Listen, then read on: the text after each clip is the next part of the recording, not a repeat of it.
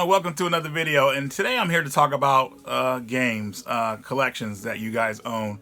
You know, I just got through talking to a good friend of mine, my buddy Kyle, and he was telling me that, you know, he wants to downsize his collection, you know what I mean?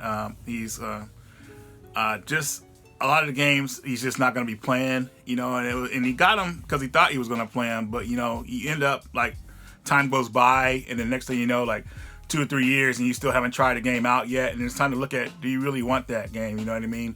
And that's where this topic's going to be about. You know, is it you know, downsizing your collections. Now, I did a video about this before.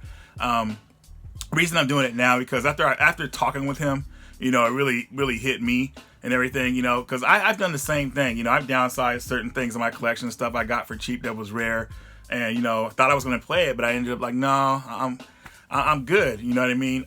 Sometimes it's hard to let it go because it's so rare, and you wanna hold on to it because it's cool. You know, you can show people, hey, look what I got, and, you know, bragging rights or whatever. But like I said in my previous video, and I said that, you know, it's definitely healthy to downsize your collection. You don't need a bunch of games in your collection because as your gaming collection grows, you're gonna start. Certain games will lose attention, you know what I mean? So, you know, a good example of this is that, you know, I feel nostalgic about my PlayStation collection. I like going back and playing those games because I had so much fun. But at the same time, when I get more and more games, I feel like I'm neglecting them, and then I don't go back and play the old ones that I do want to play. So, you know, and some games I bought that they go right on the shelf, you know what I mean? That's not what I want to do now. I don't do that a lot, but it has started to happen for me. You know, recently I got Golf Story, and another game, Salt and Sanctuary, which I was supposed to do a video on for some folks, and I haven't even popped those games in yet. I popped in Golf Story for a minute, and then I just had no interest in playing it because I had to play another game, and another game I was trying to beat. It gets so crazy. And I think a lot of the times these days that people are scrambling to buy games because they're scared they're going to be rare. Nobody wants to pay a bunch of money for a game that retails for a certain price. You know, it's just that, you know, as soon as you see, some people get tricked pretty much. Like, here's what I mean by tricked. So, GameStop, they had an exclusive game. It was called Sweet Home. Survival horror game. You got optional. You can play it with the virtual set and everything, virtual glasses or whatever that thing is called.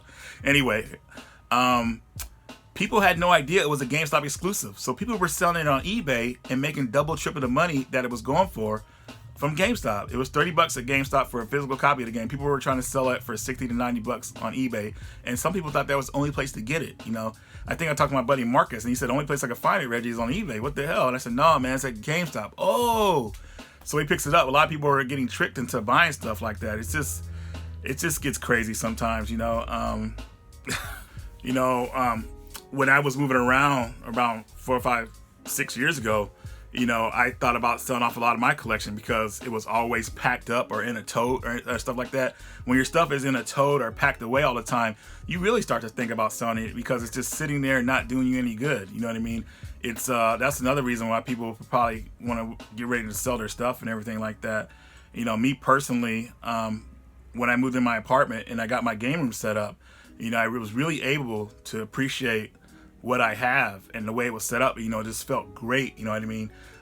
But still, even though I did that, you know, I still looked at certain games and I was able to still downsize on certain items. You know, I have no regrets about anything I've sold. I think I'm trying to really think of something I might have regret selling. Yeah, I think I have a couple items I sold recently, but at the same time, a lot of that stuff was caked in dust. You know, I wasn't playing it. You know, it wasn't doing me any good.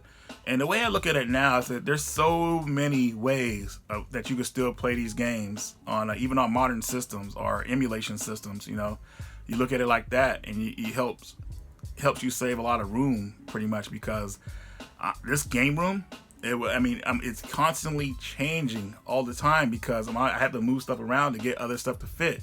You know what I mean? I don't want to keep doing that. But at the same time, when I do that, you know, I have to move something out that, you know, I'm not playing this. I got to get rid of this. I'm not playing it. I haven't played it in years. So why do I still have it? You know, well, just going back to what I was original videos about, you know what I mean? Guys, don't feel bad about downsizing your collection. There's nothing wrong with doing it. It's very healthy to do. We all do it. Hopefully we all do it. But, you know, I've seen some people that have obsessions to where they'll buy a sealed game and then they'll keep it sealed and then buy the digital copy as well. Now that's okay. You're supporting the company well by doing that, I guess. But when we're getting to the point where we're buying games and just keeping them sealed, man, it says like, what the heck is going on? And a lot of these folks that do that, they think they're going to be worth money in the future. They're going to be able to buy a house or whatever, or do all this stuff, trades. I don't know what they're thinking, but you never know what game is going to be worth money. It's just that how it is. I mean, I can give you guys a tip. The games that are usually worth money are the games that don't sell well at all. So a game that's marketed as collectible is not really going to bring you that much money. I mean, maybe bring you twice the amount it's worth. I mean, if that's worth anything to you, I guess, you know, if you just want to make double the amount.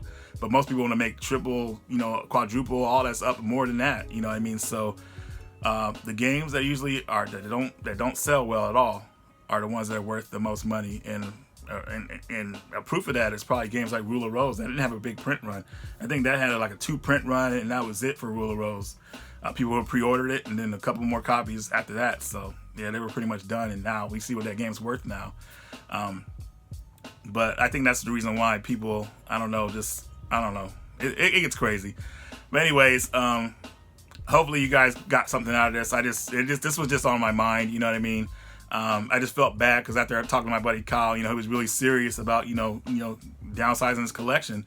And his collection, personally, is not set up. You know, it's in totes and everything. And I tried to talk to him about it. You know, say, man, maybe you just feel like this right now, but about your collection because it's in totes or whatever like that. But he's like, nah, man, there's other ways to play these games. I can save room. There's some stuff that is valuable to him that he's going to keep, of course, which is great. That's what it's about. You want to keep some of the stuff. But he just really started looking at the stuff and say, hey, I'm not going to play certain games like Gotcha Force on the GameCube, or that freaking other game, Carnivore game. I can't remember what it's called. Sorry. Some weird game. I forgot what it's called. Some of you guys will know what I'm talking about. He's not going to play that stuff, you know, so it's time to, you know, move it and get rid of it. And, you know, that's totally fine.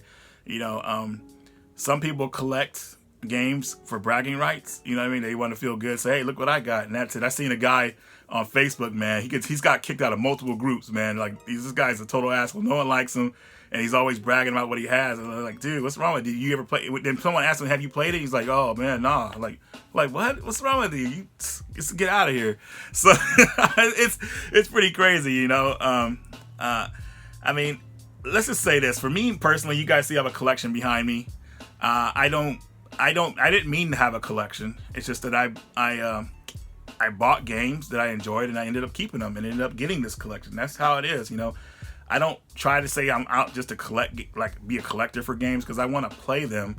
But at the same time, I mean, I get caught up in the same thing of where I'm collecting too much stuff or buying too much stuff, and it ends up, you know, certain stuff doesn't get played, or, you know, whatnot or whatever. So I'm really trying to just be careful on what I do with my collection. I am downsizing. I have downsized quite a bit recently. Over the last couple months, I got rid of my Vectrex, got rid of my Virtual Boy, got rid of my Sega CD collection and Sega CD. I got rid of all that stuff, you know, and I had no regrets about it, because why? When was the last time I played it? You know, I mean, that Vectrex, it was caked in dust. The one you see in the intro video on some of my intros, that thing was caked in dust. I mean, the last time it was on was in that video where it's in the intro. That was the last time it was on. The Virtual Boy. Tired of that dang thing. I mean, I liked it for a little bit when I didn't have much stuff. I mean, it was fun to play, but I mean, how long can you really play that thing and enjoy it? You know what I mean? It's kind of cool to put yourself in a virtual world and you have to lay down and play that system, by the way. So just letting you guys know that. But I mean, how often are you going to play that? You know what I mean? I mean, Infamous Jack Bros, that's such a great game on the system, but, you know, still, it's not really worth getting the system for. You know what I mean? Nobody wants to play that system that freaking long.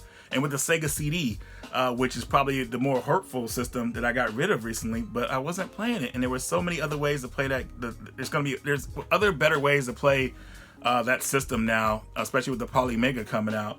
You know, I got rid of Potful Mail, both Lunars, Sonic CD, which is my favorite game on the Sega CD, and a couple other ones. I just had to do it because it wasn't doing me any good just sitting there collecting dust. I got other stuff that I really like that I was putting in here, and I needed room for that stuff, so it had to go. As simple as that. So anyways, I think this video is mine trailed on too long. I just wanted to kind of let you guys know that, you know, how I felt on the issue. I know some of you guys probably are dealing with the issue of maybe you have too much in your collection, or, you know, you don't know what to do, you're just getting flustered, and it starts to affect you, honestly, because me personally, I'm playing Marvel Spider-Man. As of this video, I'm playing Marvel Spider-Man right now, but I was playing it and enjoying it in the beginning, but now towards the end of the game, I'm kind of like, I just want to get it over with, because I just, there's other games that I want to play that I just felt like it's just, I've got too many, and this is a game that I shouldn't have put my time into, because I don't know, it's just, the Spider-Man games are cool and all, but there's just other games that I want to play in my collection that I could have put more time into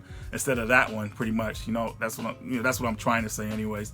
But anyways, guys, thanks for watching the video. This is the beginning of the week. I know this video is released on an odd day, but I figure I'm gonna knock out a couple of videos this week because I'm celebrating a cool day this week. So I'm not telling y'all what it is, but it's a cool day. And yeah, I'm just putting this video out for you guys. So hopefully you guys will get something out of it. Radical Reggie, and I will see you guys later. Bye.